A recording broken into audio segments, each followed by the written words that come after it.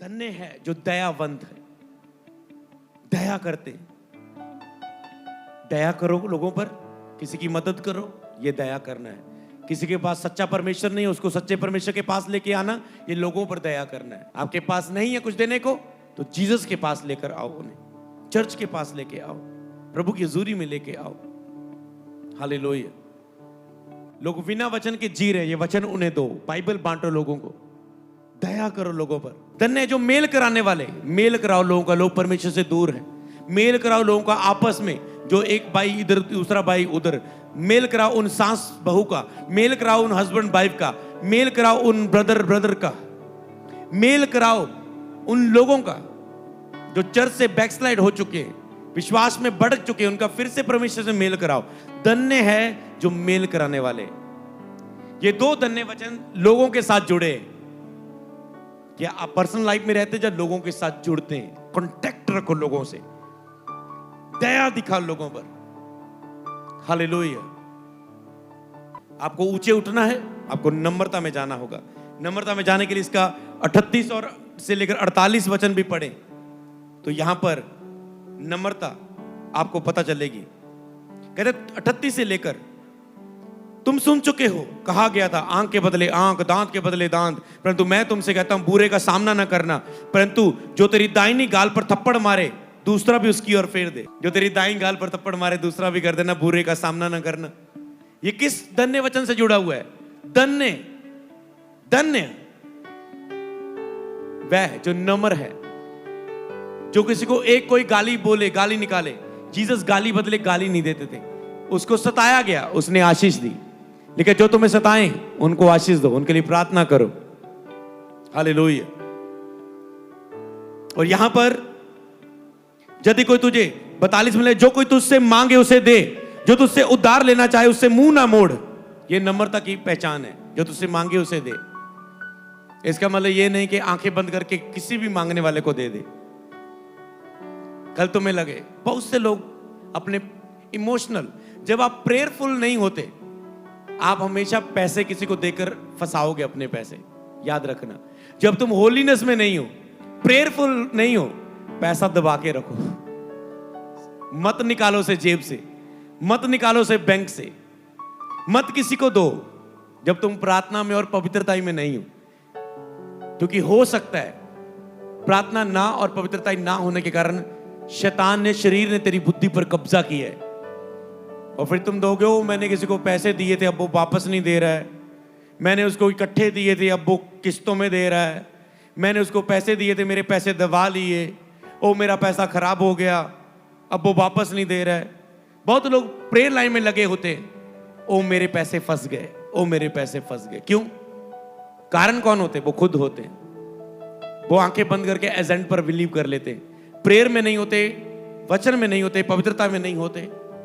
उस समय आप गलती करें, उस समय शांत रहो। जब आप शरीर में हो उस समय कुछ बड़ा डिसीजन मत लो और उठने की वेट करो, आत्मा में उठने की। बहुत से लोग शैतान ने, जब वो गिरे, शारीरिक बने, उन्होंने उस समय डिसीजन लिए, बिजनेस के, जॉब्स के, पैसों के, उन्होंने लॉस देखा। तो इसीलिए उसने कहा जो कुछ तुझसे मांगे उसे दे। इसका मतलब किसी को भी नहीं, परख का आत्मा होना चाहिए, परख का आत्मा होना चाहिए कि किसको सचमुच देना है, किसको नहीं। हालेलुया।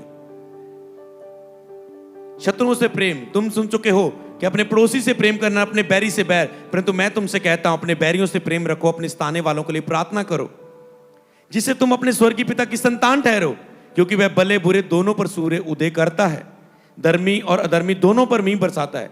क्योंकि यदि तुम अपने प्रेम रखने वालों से प्रेम रखो तो तुम्हारे लिए क्या फल होगा? क्या मसूल लेने वाले भी ऐसे नहीं करते? परंतु तुम केवल अपने भाइयों को नमस्कार करो तो तुम में बड़ा काम, क्या तुम बड़ा काम करते हो? क्या अन्य जाति भी ऐसा नहीं करते, अपने भाइयों को नमस्कार करते हो? इसलिए चाहिए कि तुम सिद्ध बनो जैसा तुम्हारा स्वर्गीय पिता सिद्ध है।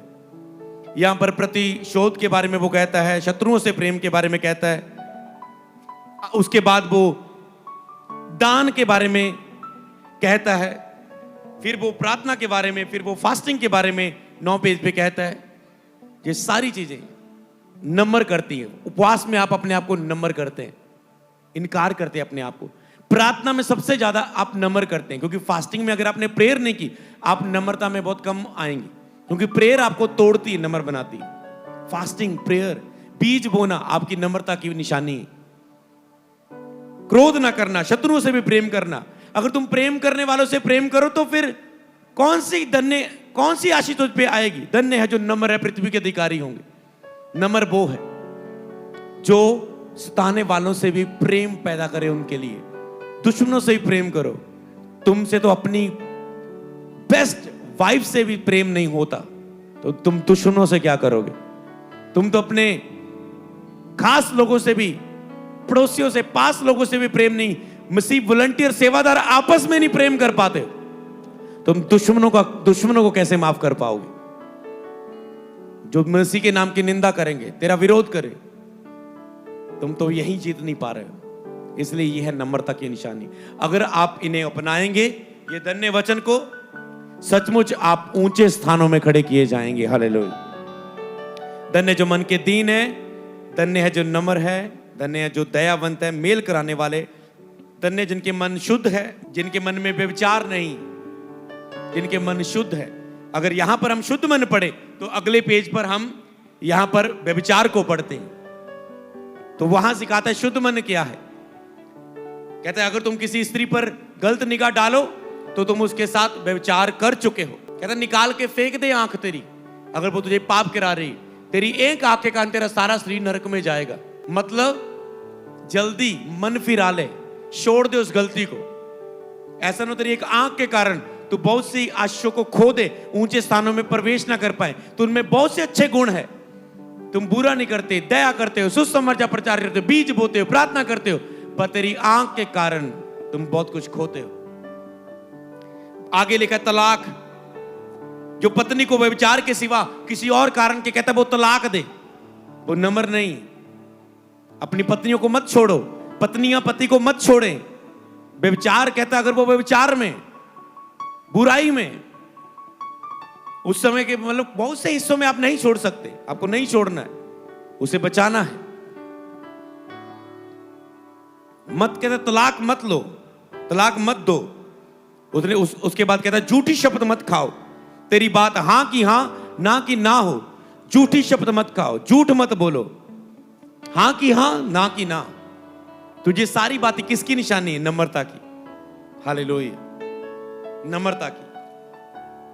तो ये सारे जो आज्ञा वचन पढ़ते हैं, ये धन्य वचन के साथ जुड़े हैं। कि तो जितनी भी आज यीशु मसीह की शिक्षाओं को पढ़ेंगे, आप क्रोध और हत्या के बारे में, नमक और ज्योति के बारे में समझ पा रहे हैं, दान के बारे में, प्रार्थना के बारे में, उपवास के बारे में, दूसरों पर दोष लगाने के बारे में, मांगने, यहां तक 7 तक हमने शायद पढ़ लिया बाइबल को, 7 अध्याय तक।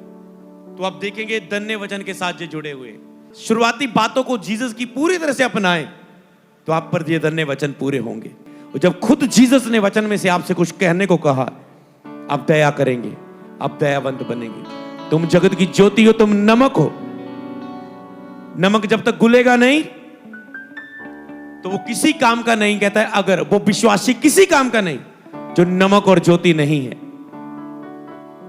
अगर नमक का स्वाद चला जाए तो वो किसी काम का नहीं, वो विश्वासी किसी काम का नहीं परमेश्वर के, जो नमक और ज्योति बन के ना जिए। नमक क्या करता है? दूसरों में घुलता है। तुम दयावंत बनो, तुम नमक बनो, तुम ज्योति बनो। ज्योति क्या है? दूसरों को रोशनी देती, सारे घर को उजियाला देती। तुम रोशनी बनो। हालेलुया। बीमारों पर दया करके उनको प्रभु की हुजूरी में लेकर आओ। जिसको तुमने लेके आया उसकी जिम्मेवारी लो, कि जब तक वो उद्धार ना पाए, मसीह के पीछे चेला बन के ना चले, हर दुख का सामना करने के लिए खड़ा ना हो, तब तक उसकी केयर करो। ये चर्च की जिम्मेवारी नहीं, ये लोगों की है जिनको आप सुसमाचार सुनाते हैं, उनकी केयर करना। कई लोगों को आपने विश्वास के साथ प्रभु की हुजूरी में लेकर आए, 3-4 महीनों बाद आप ही विश्वास में कमजोर हो गए, पाप में गिर गए, और आपने उन लोगों का भी लॉस किया जो आपकी केयर में थे, चर्च की केयर में नहीं थे। दया का हृदय रखो, अपना ख्याल रखो, झुंड की रखवाली करो, दयावंत बनो, मेल कराने वाले बनो।